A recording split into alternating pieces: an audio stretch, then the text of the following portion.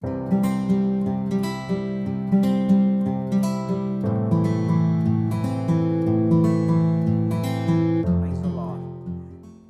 மகிமை உண்டாவதாக. இயேசு கிறிஸ்துவின் இணையற்ற நாமத்தினாலே உங்கள் யாவரையும் நான் வாழ்த்துகிறேன். இந்த நாளிலும் கூட உங்களோடு உங்கள் ஜெபத்திற்கு வேண்டிய பதிலை பெற்றுக்கொள்வதற்கு ஒரு ரகசியத்தை சொல்ல போகிறேன். அநேக ஜெபங்களை நாம் செய்கிறோம். நாம் ஜெபிக்கிற எல்லா ஜெபத்திற்கும் சில நேரத்தில் பதிலை பெற்றுக்கொள்வதில்லை. அப்போ உங்கள் ஜெபத்திற்கு பதிலை பெற்றுக்கொள்வதற்கு வேண்டிய ரகசியம் என்ன? வேற எங்கேயும் இல்லைங்க, வேதத்தில் எழுதப்பட்டிருக்கிறது. அந்த ரகசியம் என்ன? யோவான் எழுதின சுவிசேஷம் 15வது அதிகாரம் 7வது வசனம். நீங்கள் என்னிலும் என் வார்த்தைகள் உங்களிலும் நிலைத்திருந்தால் நீங்கள் கேட்டுக்கொள்வது எதுவோ அது உங்களுக்கு செய்யப்படும். நீங்கள் என்னிலும் என் வார்த்தைகள் உங்களிலும் நிலைத்திருந்தால் நீங்கள் கேட்டுக்கொள்வது எதுவோ அது உங்களுக்கு செய்யப்படும். எங்க வேதம் ரொம்ப தெளிவாக சொல்லுதுங்க. அவரில் நிலைத்திருப்பதும் அவர் வார்த்தை நம்மில் நிலைத்திருப்பதும் என்ன செய்கிறது? நீங்க என்ன ஜெபிக்கிறீங்களோ அப்படியே செய்யப்படும் அப்படின்னு வசனம் சொல்லுது. அப்ப நல்லா கவனிங்க. அவரில் நீங்கள் நிலைத்திருப்பதும் அவருடைய வார்த்தை உங்களில் நிலைத்திருப்பதும் ஒன்றுக்கொன்று சார்ந்துள்ளது. அவருக்குள் நான் நிலைத்திருக்கும் போது அவர் யாராக என் வாழ்க்கையில இருக்கிறார், இதை நீங்க அறிந்து கொள்ளணும். அவருடைய வார்த்தை உங்களுக்குள்ள இருக்கும்போது நீங்கள் அவருடைய வார்த்தையை கொண்டு நீங்க ஜெபிக்கிறீங்க. ஏன்னா வேதம் சொல்லுகிறது, நீங்கள் என்னிலும் என் வார்த்தை உங்களுடன் நிலைத்திருந்தால் உங்களுக்கு நிலையான பதில். ஒரு நிலையான பதில் என்ன தெரியுமா?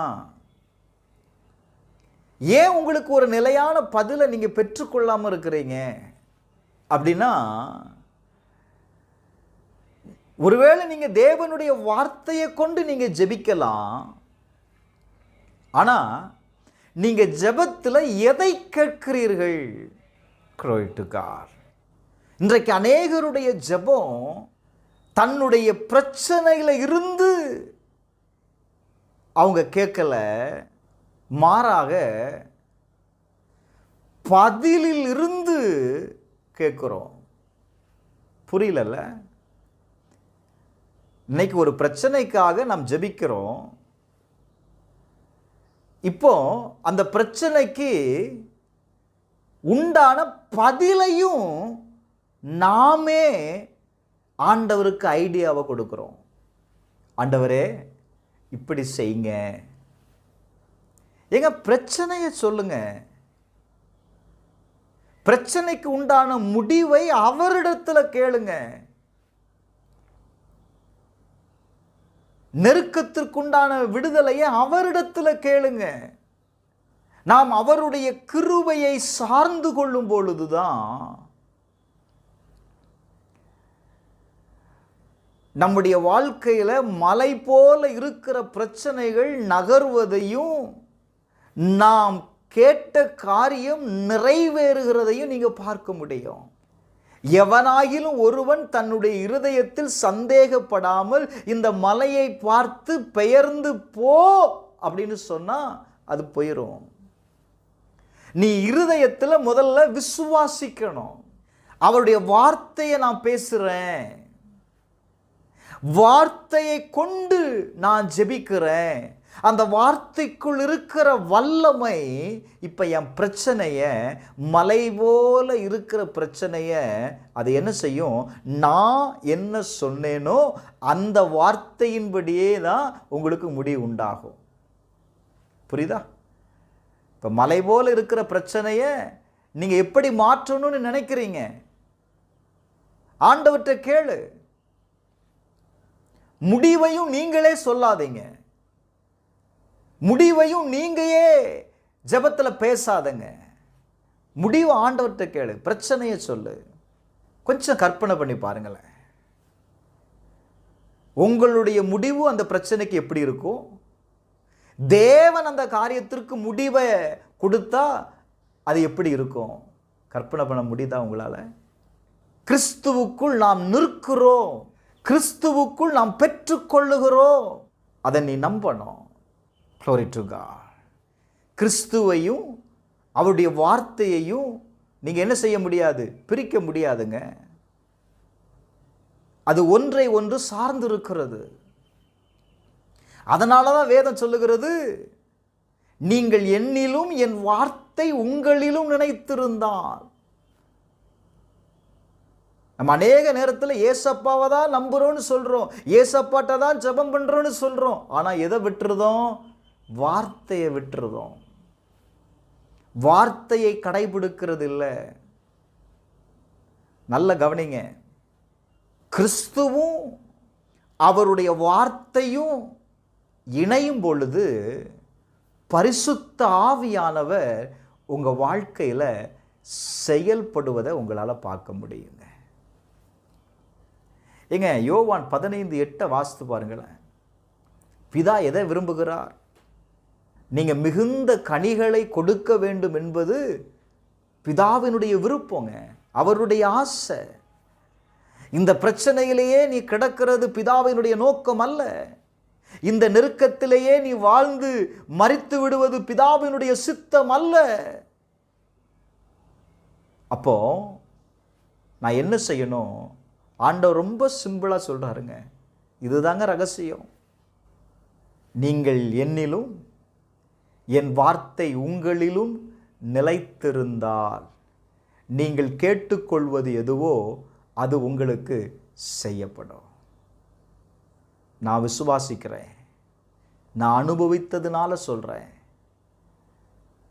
அவருக்குள் நிலைத்திருங்க, அவருடைய வார்த்தையை பேசுங்க. கட்டாயம் உங்க வாழ்க்கையில மாற்றம் கடந்து வரும். ஒரே ஒரு வார்த்தையை சொல்லட்டுமா? அன்றைக்கு படகு கடந்து போகக்கூடாத சூழ்நிலையில் இருந்தபோது காற்று படகின் மேல் மோதுகிறது. படகில் இருந்தவர்கள் அத்தனை பேருக்கும் ஒரு பயம், அலறுகிறார்கள். இயேசு படகில் இருக்கிறார். இயேசுவை எழுப்பி கேட்கிறார்கள். நன்றாக கவனியுங்கள். இயேசு எழுந்தவுடன் என்ன சொன்னார்? காற்றையும் கடலையும் பார்த்து இறையாதேன்னு ஒரே ஒரு வார்த்தை தாங்க சொன்னாரு. அமைதல் உண்டாயிற்று. இப்ப இயேசுவை இப்ப என்ன சொல்றாங்க? நல்ல கவனிங்க. இன்னைக்கு அநேக நேரத்தில் நாமும் இயேசு அப்படிதாங்க பார்க்கிறோம். இந்த ஏசப்பாவுக்கு என்னை குறித்து கவலையே இல்லை, என்னை குறித்து அவருக்கு நோக்கமே இல்லை, அவர் எனக்கு எதுவுமே செய்கிறது இல்லை, இதைத்தான் சொல்லுகிறோமே ஒழிய உங்கள் வாழ்க்கை என்கிற படகில் யார் இருக்கிறா? கிறிஸ்து இருக்கிறார்.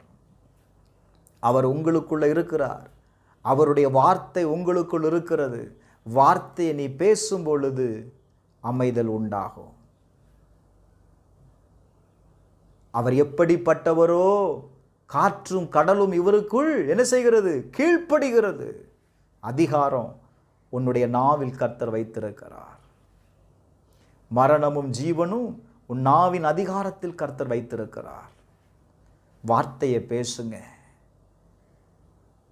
உங்கள் சூழ்நிலைகள் கட்டாயம் மாறும். நீங்கள் எதை கேட்கிறீர்களோ அது உங்களுக்கு செய்யப்படும். கர்த்தர் உங்களை ஆசீர்வதிப்பார். கர்த்தர் உங்களை நேசிக்கிறார். அவர் உங்களோடு உங்கள் படகுல தாங்க இருக்கிறாரு. நீங்கள் என்னிலும் என் வார்த்தை உங்களிலும் நிலைத்திருந்தார். வார்த்தையில் நிலைத்திருங்க. கிறிஸ்துவுக்குள் உங்கள் வாழ்க்கையை நிலைத்திருக்க பண்ணுங்க.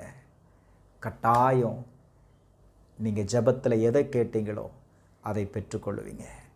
ஏசப்பா செய்வதற்கு ஆயத்தமாக இருக்கிறார். God bless you.